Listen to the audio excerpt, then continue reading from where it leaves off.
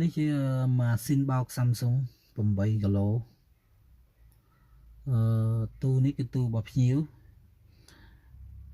គាត់ប្រើទៅគាត់ខូចគាត់ឲ្យយើងមកជួសជុលគឺទូនេះគឺយើងបើក power មកចេញធម្មតាទេណាបើក power មកសេរីកម្មវិធីអីក៏បានធម្មតាទាំងអស់ណា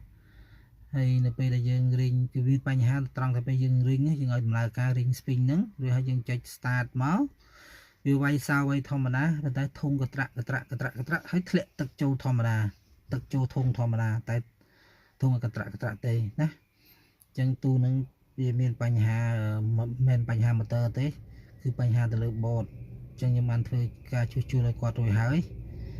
អញ្ចឹងបើសិនពុកម៉ែបងប្អូនដែលមានម៉ាស៊ីនបោកប្រភេទដូចក្នុងវីដេអូហ្នឹងណាដែលមានបញ្ហាអាចទំនាក់ទំនងតាមលេខទូរស័ព្ទលេខ Telegram ហ្នឹងមក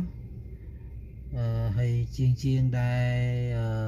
មានបតម៉ាស៊ីនត្រជាក់ទូទឹកកកម៉ាស៊ីនបោកក៏ខាងខ្ញុំក៏មានទទួលជួសជុលដែរ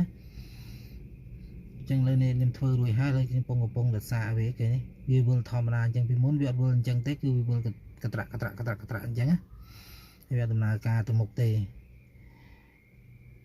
ឡូវខ្ញុំកំពុងតែតេស្តវាមើលធ្វើជួសជុលរួចហើយអញ្ចឹងវីដេអូហ្នឹងមានតែប៉ុណ្្នឹងទេអរគុណច្រើន